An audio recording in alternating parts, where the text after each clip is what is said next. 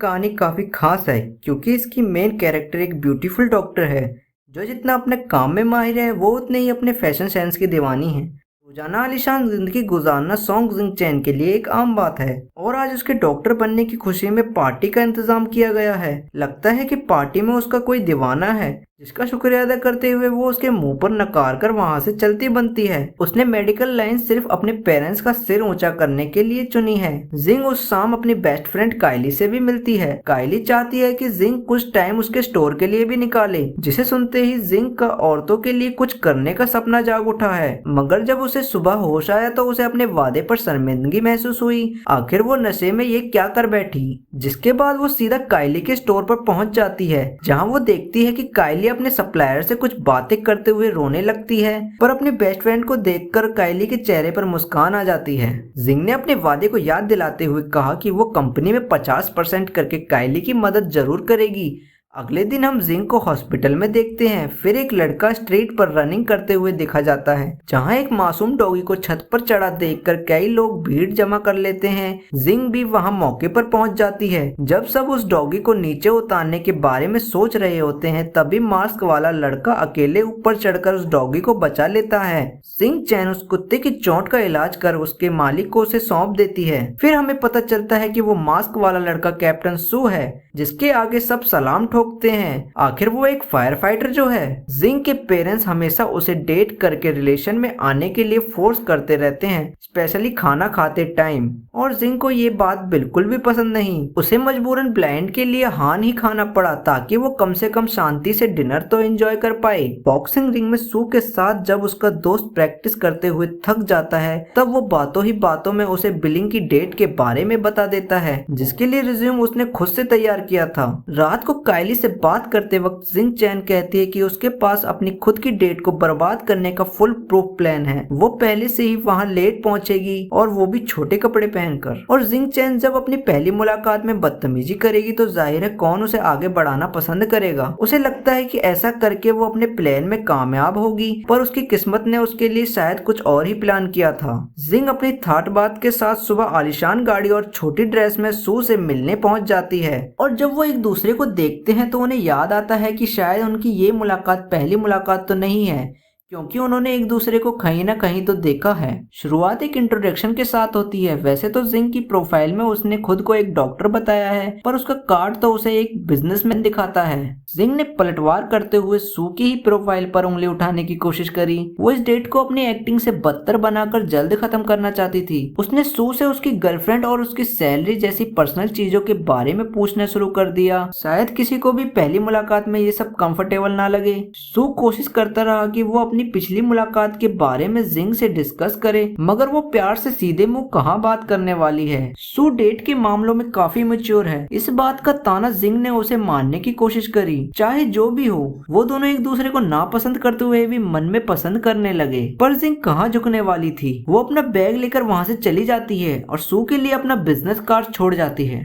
कायली को अपने डैशबोर्ड से बात करते हुए देख जिंग अंदर आ जाती है और अपनी डेट के बारे में बताते हुए कहती है कि वो जैसा चाहती थी ठीक वैसा ही हुआ। कायली अपने स्टोर के रिव्यू को लेकर काफी परेशान है। उसके एक ऑर्डर के कारण उसका पूरा दिन खराब हो चुका है। उसके एक कस्टमर ने धमकी भी दी है कि अगर उसका गिफ्ट टाइम पर नहीं मिला तो वो कंपनी के खिलाफ एक लीगल एक्शन लेगी। जिंग को इस बारे में कुछ करने का आइडिया आता है। वो सुपरमार्केट जाकर नए गिफ्ट लेने निकल पड़ती है। जिंग ने अपना गिफ्ट ढूंढते हुए देखा कि जहां वो आई है वहां सू पहले से ही मौजूद है और उनकी मुलाकात फिर से एक ऑकवर्ड सिचुएशन में होती है। जिंग ने सू को फीमेल प्रोडक्ट के साथ रंगे हाथ पकड़ लिया। उसे लगता है कि वो पहले से ही रिलेशनशिप में होते हुए भी डेट पर टाइम बर्बाद करता है। सू समझ नहीं पाया कि ये क्या वही लड़की है जिसने मासूम डॉगी का इलाज किया था। जिसके बाद सू अपने घर पहुंचा और अपने दादाजी से मिला। उन्होंने आते ही सू को उसकी डेट के बारे में पूछा। उन्हें लगा कि सू ने लड़की को किसी कारण से रिजेक्ट कर दिया है। वो उससे हजारों सवाल पूछने लगते हैं। वो चाहते हैं कि सू अपने दोस्त युगुन से कुछ सीखे जो लड़कियों के मामले में काफी खुला इंसान है, पर सू तो पहले करियर बनाकर फैमिली मैन बनना चाहता है। उसके दादाजी कहने लगे कि जरूर सू में ही कुछ कमी होगी जो वो आज तक सिंगल है। उनके ऑर्डर्स पर सू ने अपनी डेट के बारे में उन्हें सब ईमानदारी से बता दिया। प्रोफाइल में इतना बड़ा मिसमैच होने की बात से दादाजी थोड़े परेशान हो गए। आखिर में वो सू की बात मान ही जाते हैं। वहीं जिंग की मॉम को फोन पर एक मैच मेकर कंपनी की कंप्लेन आती है कि उनकी बेटी ने झूठ बोलकर उनकी कंपनी की रेपुटेशन बिगाड़ी है। तभी जिंग फोन छीनकर कस्टमर केयर को सू के सारे राज बताने लगती है। उसने उन्हें सू के बारे में खूब खरी खोटी सुनाई। असल में उसकी मॉम ने ही उसके बचपन की फोटो लगाकर चालाकी करने की कोशिश करी थी। माँ बेटी को बहस करते देख उसके डैड बात को संभालने की कोशिश करते हैं। जिंग उन्हें बता देती है कि उसने अपनी जॉब छोड़ दी है। तो सवाल ये है कि अब वो करती क्या है। जिंग ने अपने वुमेन स्टोर की पूरी कहानी अपने पेरेंट्स को बता डाली और इतना सुनते ही उसकी मॉम ने घर तो जैसे सर पर उठा लिया हो। वो चाहती है कि जिंग अपनी जॉब फिर से कंटिन्यू करे। जिंग का पिता होने के नाते उन्होंने बात को संभाला और जिंग को वहाँ से चुपचाप अपने कमरे में भेज दिया। वो जिंग की मॉम को समझाने की कोशिश करते हैं कि उनकी लड़की एक बिजनेस करके इंडिपेंडेंट लड़की और मजबूत बनेगी। उसकी ग्रोथ के लिए उसे एक मौका देना तो जरूरी है। अब जिंग के मन में सू के लिए नफरत भर चुकी है। आखिर वो एक लड़की को बदनाम करने के लिए इतना कैसे गिर सकता है। उस शाम सब कैप्टन सू के रिकॉर्ड्स को निहार रहे होते हैं। तभी उन्हें सू डिनर के लिए आवाज लगा देता है। अचानक दरवाजे पर कोई दस्तक देता है। युगुन दौड़कर जाता है और देखता है कि सू को किसी ने प्यारा सा तोहफा भेजा है, जिसे देखने के लिए सभी लोग काफी उतावले हो जाते हैं। सू ने जैसे ही उस बॉक्स को खोला उसमें से कई सारे लेडीज गारमेंट्स निकले और साथ ही उन्हें जिंग की कंपनी का कार्ड भी मिला। अगले दिन सभी सोचते हैं कि सू की गर्लफ्रेंड ने वो तोहफा उसे भेजा है, पर आखिर में तो पता लगा कि ये काम उसके दोस्त युगुन का है। सू ने बाद में उसे काफी धमकाया। लगता है काइली की सेल्स आज काफी बड़ी है। वहीं जिंग ने तो सू के खिलाफ कंप्लेंट ही कर दी। वो दोनों अपने बिजनेस के लिए नया प्लान एग्जीक्यूट करना चाहती हैं। काइली उठकर अपना फेवरेट सीरियल देखने चल देती है। लगता है सू ने जिंग की शॉप का एड्रेस ढूंढ निकाला है। वो जैसे ही अंदर आता है जिंग और काइली उस पर भड़ास निकालना शुरू कर देती है, क्योंकि उन दोनों को लगा सू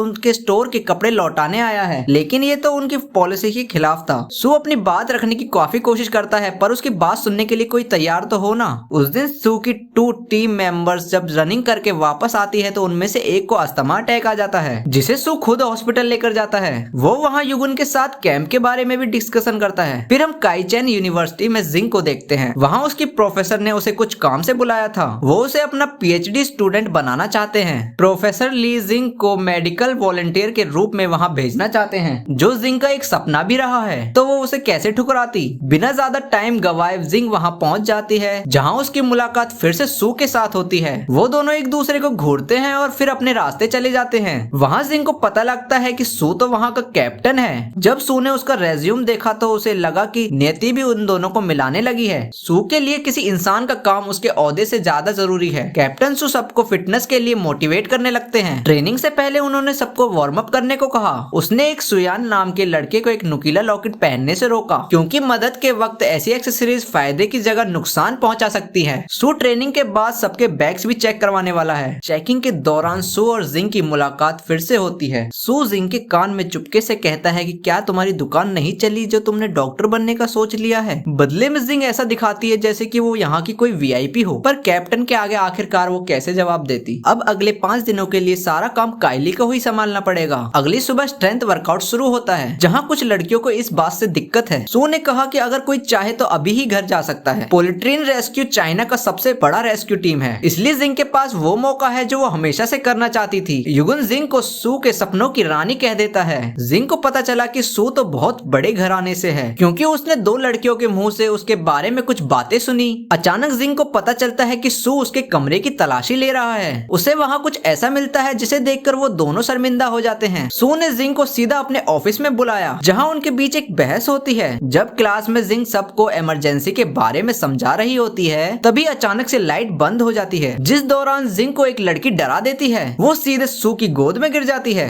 सभी स्टूडेंट ने उनकी जोड़ी की तारीफ करनी शुरू कर दी। जिंग की नाखून ने सू को गलती से इंजर्ड भी कर दिया, जिसके इलाज के लिए वो सू के रूम में भी जाती है, पर दवा लगाने के लिए सू को अपनी शर्ट उतारनी होगी। जब जिंग उसे दवा लगाने लगी तो वो एक दूसरे के काफी करीब आए, दवा जिसके कारण सू बेचैन हो गया। उसने फटाफट अपने कपड़े पहनकर जिंग से अपनी सजा के लिए माफी मांग ली। तभी सू ने जिंग का हाथ पकड़कर चुपके से उसके नाखून काटने शुरू कर दिए। वो इस हरकत से काफी नाराज हुई। जब सू ने उसके साथ जबरदस्ती करने की कोशिश करी तो उसका दोस्त गलत टाइम पर उसके रूम में आ गया। जिंग उसके हाथ पर काट लेती है और उससे कहती है कि तुम्हें लड़कियां पसंद नहीं तो उनसे दूर रहा करो। जिंग और सू को एक दूसरे के साथ बिताया हुआ लम्हा सोने नहीं देता। वो दोनों पूरी रात बस उसी में खोए रहते हैं। जब सू नीचे आकर देखता है तो उसे जिंग नीचे प्रैक्टिस करती हुई दिखती है। सू जानना चाहता है कि एक डॉक्टर होने के बावजूद जिंग ने इतनी मुश्किल ट्रेनिंग क्यों चुनी। इसी बीच सू की मदद से जिंग बुलजाई हिट कर देती है। सू उसे थोड़ी सलाह देकर उसे सोने के लिए भेज देता है। सुबह युगुन ने कल रात के बारे में जानने की कोशिश करी। वो सू की हमेशा टांग खिंचाई करता है। आज जिंग सबको सीपीआर देना सिखाएगी। सबको इस प्रैक्टिकल के लिए एक जोड़ी बनाने की जरूरत है, पर बेचारे सू को जियोन के साथ ये सब काम करना पड़ेगा। वो सू की चेस्ट को दबाकर जैसे ही माउथ टू माउथ देने वाला होता है, वैसे ही सही टाइम पर युगुन डमी ले आता है। आज तो सू बाल बाल बचा।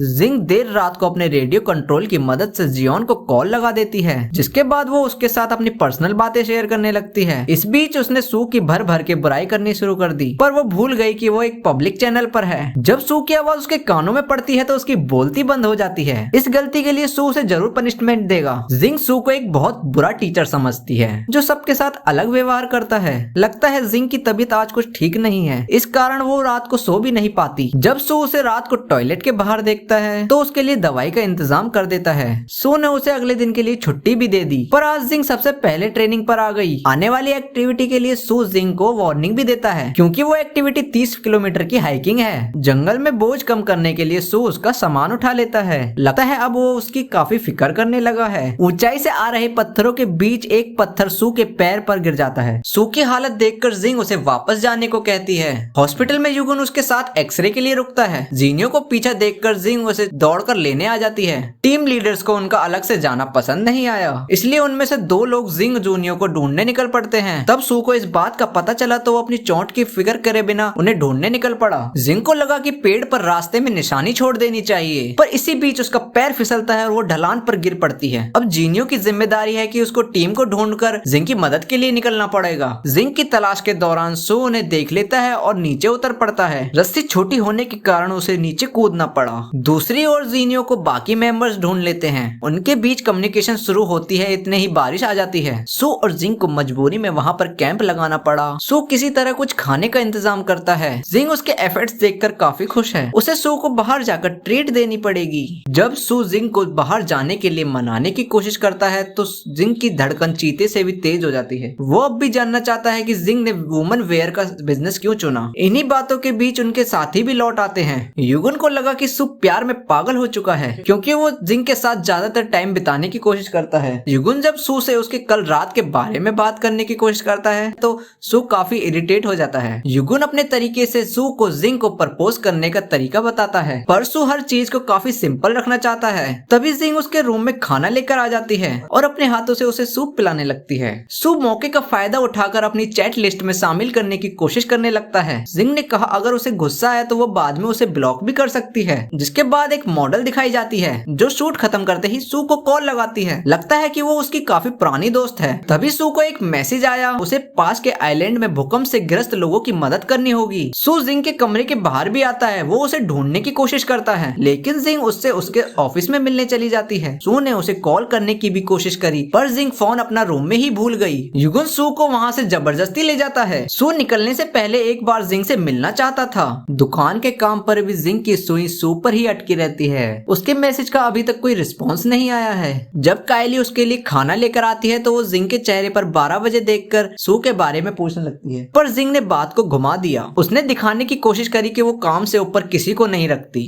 कायली के पास एक नए प्रोडक्ट का आइडिया है। जब जिंग अपने घर पर अपनी मॉम के हाथ का बना खाना खा रही होती है, उसी वक्त जिंग को कॉल आता है और वो उसी वक्त वहाँ से निकल पड़ती है। उसके पेरेंट्स ने सोचा कि क्यों ना दुकान जाकर देखा जाए कि वो अपने काम में कैसे बिजी रहती है। वहाँ अपने पेरेंट्स को देखकर जिंग काफी सरप्राइज हो गई, पर उसकी मॉम अब भी उससे नाराज है। वो कभी नहीं चाहती थी कि जिंग अपना प्रोफेशन छोड़कर बाकी कामों में दिमाग लगाए। जिंग अपने पेरेंट्स को बाहर लाती है और उन्हें समझाती है कि वो अपने काम में काफी खुश है, उन्हें उसके कोई चिंता करने की जरूरत नहीं है। इसी बीच सू भी वापस लौट आया और युगुन उसे पिक करने पहुंच जाता है। एक चैलेंजिंग सिचुएशन में रहकर सू ने काफी कुछ सीखा है। वो सिग्नल मिलते ही जिंग का रिप्लाई कर देता है। युगुन भूल गया था कि सू ने उसे जिंग को मैसेज करने के लिए खास कहा था, पर उसने सब गड़बड़ कर दी। सू इस गलतफहमी को दूर करने के लिए सीधा जिंग से मिलने निकल पड़ा। जिंग का ऑनलाइन इवेंट भी काफी करीब है। कायली काम कर करके आज काफी थक चुकी है। सू का मैसेज देखकर उसने उसे इग्नोर करने की कोशिश करी। जब काम करते वक्त उसके ऊपर रैक गिरने वाला होता है तो सू टाइम पर आकर उसे बचा लेता है। जिंग ने देखा सू का शोल्डर तो बहुत जख्मी है, इसलिए वो उसे सीधा हॉस्पिटल ले आती है। सू उसे बताता है कि उसने जिंग से काफी कांटेक्ट करने की कोशिश करी।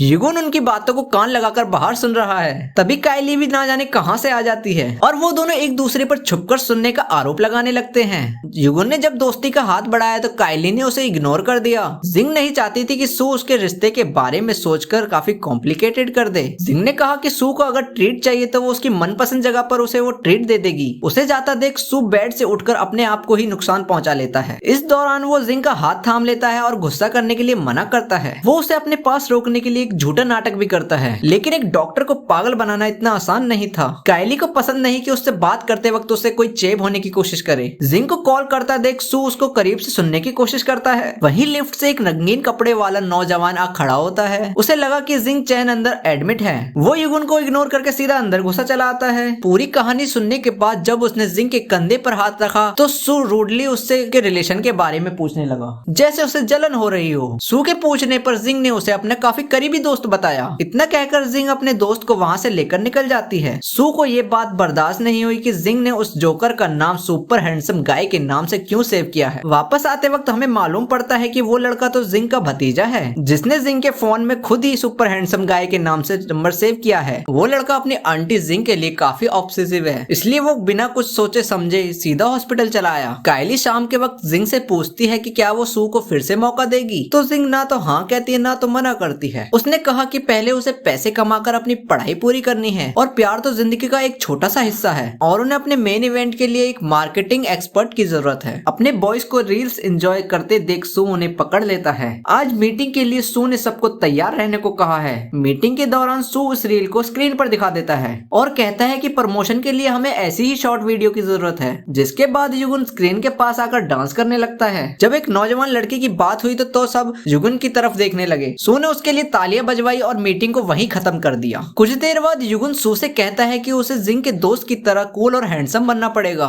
युगुन उसे खुद को बदलने के लिए उकसाने लगा। सू वहां से एक टूल किट उठाता है और उसे लेकर जिंग के पास आ जाता है और कहता है कि वो रैक ठीक करने आया है। सू को काम करता देख जिंग चुपके से एक मैसेज करने लगती है। फिर वो सू को गाड़ी में बिठाकर कहीं ले जाती है और लगातार चैट पर किसी से बात करती रहती है। वो थोड़ा मेकअप भी करती है। आगे जाकर जिंग एक क्लब के बाहर उतर जाती है और उसे जाने के लिए कहती है। जिंग वहाँ अपनी मार्केटिंग के लिए एक लड़की से मिलने आई है। सू ने जब एक लड़के को उसके साथ डांस करता देखा तो उसे साइड में कर दिया। लगता है जिंग उसे जानबूझकर जलाना चाहती है। वहाँ उन दोनों का वेलकम चेयर्स के साथ किया जाता है। रूल्स के मुताबिक पहले नए मेंबर्स को शॉट पीना होगा। इस दौरान सू हद से ज्यादा पीकर वही ढेर हो जाता है। जब उसे होश आया तो वो जिंग का हाथ पकड़कर वहाँ से ले जाने लगता है और वो नशे में जिंग को बता देता है कि वो सिर्फ उसी के लिए यहाँ आया था। पर सू कंट्रोल नहीं कर पाता और जिंग के ऊपर उल्टी कर देता है। जब उसकी सुबह आंख खुली तो उसने अपने आप को जिंग के बेडरूम में पाया और वो भी जिंग के साथ। वो इस वक्त थोड़ा डर गया था और बार बार उससे पूछने लगा कि बेहोश होने के बाद उसके साथ क्या हुआ था, लेकिन जिंग ने उसके मजे लेने का कोई मौका नहीं छोड़ा और वो सू को और ज्यादा असमंजस में डाल देती है। सू को टेंशन में देखकर जिंग काफी ज्यादा मजे लेने लगती है। अभी तक सू के कपड़े भी गीले हैं, इसलिए वो सीधा उठकर कपड़े बदलकर नाश्ता बनाने लगा। मजबूरी में सू को जिंग की नाइट ड्रेस ही पहननी पड़ी। जिंग ने सू को एक प्ले के बारे में बताया जिसे वो काफी दिनों से देखना चाहती है, पर टिकट्स की काफी प्रॉब्लम है। नाश्ते के दौरान सू फिर से कल रात के बारे में पूछने की कोशिश करता है। जिंग बताती है कि उसने रात को उसे काफी परेशान किया। जिंग ने मजाक में कहा कि उसे इस सब के पैसे देने होंगे। अब जिंग को अपनी शॉप संभालने के लिए भी निकलना है, पर सवाल ये है कि सू यहाँ से इन कपड़ों में कैसे जाएगा। सू सारी बातों को युगुन के साथ शेयर करता है। युगुन मदद करने की जगह उसके साथ मजे लेने लगता है। युगुन चाहता है कि सू जिंग की हर चीज में इंटरेस्ट लेना शुरू कर दे,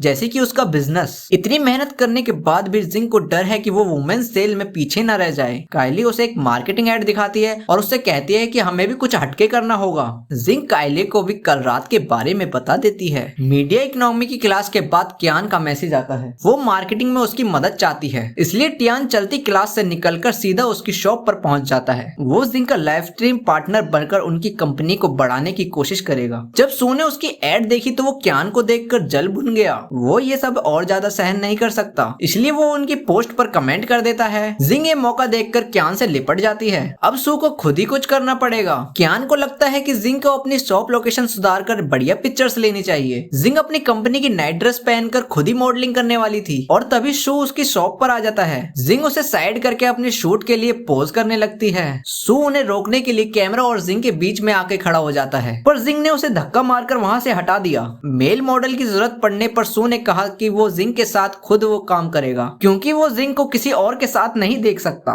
शूट के दौरान वो एक दूसरे के काफी करीब आ जाते हैं। सू सपने में जिंग को प्यार का इजहार भी कर देता है और इसी बीच कियान को एक शानदार एंगल मिल गया। बाहर खड़ा युगुन काइली को देखकर उसकी मदद करने पहुंच जाता है। उसी दौरान युगुन उससे कियान के बारे में जानने की कोशिश करता है। जिंग ने अपने स्टोर को नए अंदाज में सजा दिया है, लेकिन उसके स्टोर के लिए लोगों को सू काफी पसंद आया। वो उसे तैयार करके कैमरे के सामने खींच लाती है और लोगों ने सू को देखते ही शोर मचाना शुरू कर दिया। लाइव स्ट्रीम में सू ने तो आज कमाल ही कर दिया और युगुन ने उसके लिए टिकट का इंतजाम भी कर दिया है। सू की लाइव स्ट्रीम उसके कैंप में भी फेमस होने लगी है। उनकी टीम जल्द ही स्नॉर्कलिंग ट्रेनिंग के लिए जाने वाली है। अगले दिन जिंग सू के लिए तोहफा लेकर पहुंच जाती है ताकि वो उसका शुक्रिया अदा कर सके। सू ने जिंग की सेल को 10 गुना बूस्ट कर दिया है। तो आगे के लिए भी उसका साथ देने के लिए तैयार है, क्योंकि वो नहीं चाहता कि स्क्रीन पर वो किसी और के साथ दिखे। मगर अचानक युगुन आकर वो मूवमेंट खराब कर देता है। सू भागकर जिंग को टिकट देकर पिक्चर के लिए इनवाइट करता है। कैंप के दौरान कुछ लोग पानी में फंस चुके हैं और मदद के लिए सिग्नल भेजते हैं। सू अपनी टीम के साथ जल्द पहुंचकर पानी में गोता लगा देता है और एक तैराक को युगुन के साथ भेजकर गहराई की ओर चला जाता है। फंसे हुए गोताखोर को बचाना थोड़ा मुश्किल था। इससे पहले उसकी टीम मदद करने के लिए आती, उससे पहले ही सू सतह पर आ जाता है। वहीं उनकी डेट का टाइम होने को आया है। जिंग ने आज हाफ डे ले लिया और सू भी युगुन की बाइक लेकर निकल पड़ा।